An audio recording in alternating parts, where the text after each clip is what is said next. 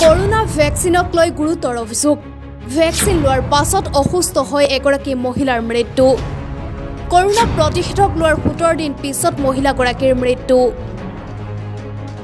দৰঙৰ পানীবাৰী আৰক্ষী চকীৰ অন্তৰ্গত ফেৰভেৰী বিল গাঁৱৰ এগৰাকী বোৱাৰীৰ কৰোণ মৃত্যুৱে অঞ্চলজুৰি আতংকৰ সৃষ্টি কৰিছে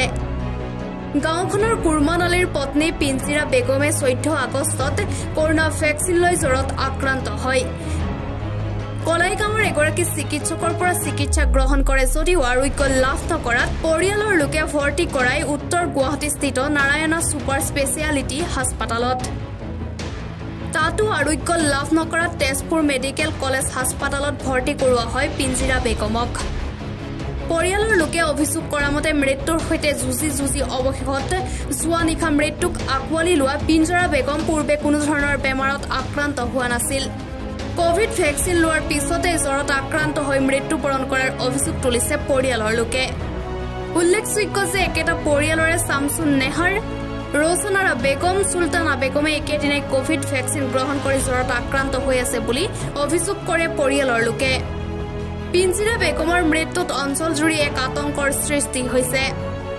উক্ত ভেকচিন প্ৰদান প্ৰক্ৰিয়াৰ ওপৰত এক উচ্চ পৰ্যায়ৰ তদন্ত কৰিবলৈ স্বাস্থ্য বিভাগ তথা আৰক্ষী প্ৰশাসনৰ ওচৰত দাবী জনাইছে মৃত পিঞ্জিৰা বেগমৰ পৰিয়ালে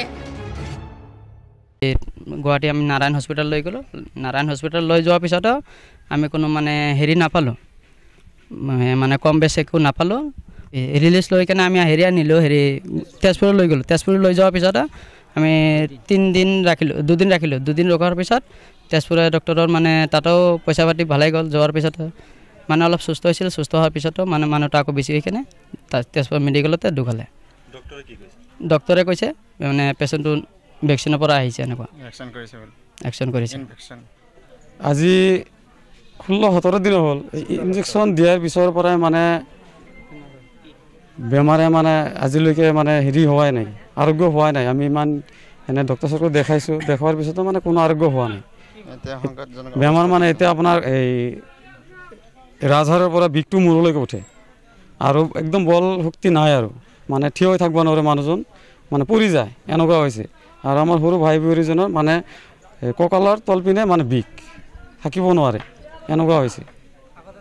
আগতে একো বেমাৰ নাছিল ভাল মানুহ আছিল নিজে গাড়ী লৈ ইনজেকশ্যন দি আহিছে আগত কোনো ধৰণৰ বেমাৰ আজাৰ নাছিল এই ইনজেকশ্যন 14/8/2021 তাৰিখৰ পৰাই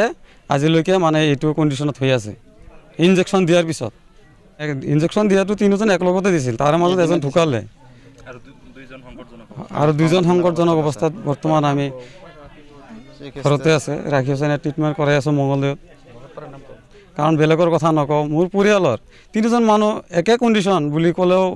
ভুল নহয় তাৰে মাজত আজি এজন ঢুকাল বিৰাট দুৰ্ভাগ্যৰ বিষয় মানে কি ক'ম আৰু ক'বলৈ মোৰ বেয়া লাগি আছে